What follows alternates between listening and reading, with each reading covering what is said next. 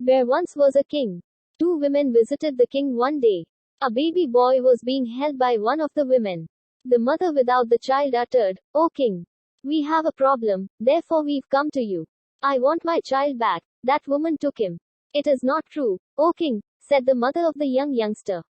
"This is my boy, my child." "Explain," the monarch demanded. He asked the woman who was not holding the infant, "Why do you think the baby is yours?" She replied, "Well, I share a home with her.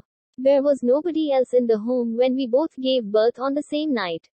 "Had you no midwives?" The king said. "We didn't have any money for midwives," the woman admitted. "We lost our husbands, too. We share a home for this reason. We gave birth. However, my child was born alive while hers passed away. However, I fell asleep, and when I awoke, she had taken my child and was nursing it. She said that I was lying when I asked her to return my kid and that it was actually her child." The other woman yelled, "She's lying. She killed hers, but my son lived. She rolled over in bed and covered him. Also, notice that my son is now nursing. Would he nurse if he wasn't my son?" It was accurate that the infant boy was nursing. The king muttered, "Hum." He regarded the infant in addition to the two women. But he was unaware of the parent of the child. They could both be telling lies. He couldn't believe one of them had suffocated her child, but he also couldn't believe the other had taken a baby. The king's advisor declared, "I have an idea."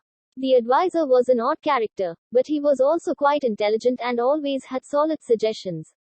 "Yes, we should split the child in two because we are unsure of which woman is lying and whose child it is. Each woman will receive one half. They both gave birth, thus they ought to share a child." "What a brilliant idea," exclaimed the mother with the baby. "She should have half of the child because giving birth is so difficult." "Mr. Advisor, you are a very wise man." "No, you can't do that," said the woman without the baby. "Divide my child in two? Oh, that's a terrible idea. If you want to do that, I'll accompany you. I'd rather my baby survives and she becomes his mother."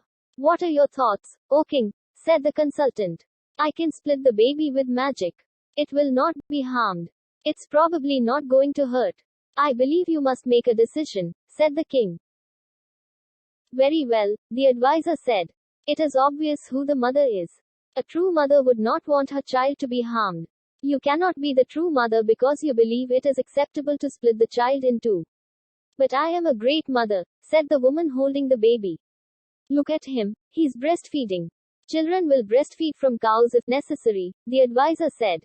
"Return him to his mother." "Do as he says," the king said. So the woman returned the baby to his biological mother, and the baby was happy. "Thank you very much, O king," said the baby's biological mother. The other woman appeared to be angry, but she said nothing. "I think we might split you in two because you lied," said the advisor. "You claimed she smothered her child when, in fact, you stole it." The other lady turned white. "I'm sorry, O king. I was so sad." "She will survive," the king assured. "For today, one death is plenty." While the king and his advisor conversed, the two women bid their goodbyes and left. The king remarked, "It's excellent that you made a decision. I didn't think like a mother, I thought like a monarch." Because she was so upset when you indicated you would split the child, it is obvious that the woman could not have smothered her child. Do you believe the mother of the kid makes a difference?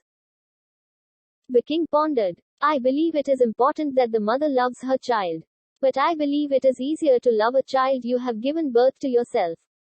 And the woman who took the baby would have to lie to him for the rest of his life. Nobody can be happy while telling such a big lie.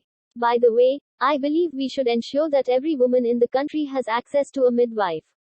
"A very good idea, O king," the advisor said. "If every woman has a midwife, we'll have to split fewer babies in two." "Was it really your intention to divide the child in two?" asked the king. "Oh no," the advisor said. "I'm not familiar with such magic." Words are usually the most powerful form of magic. The king considered it and agreed.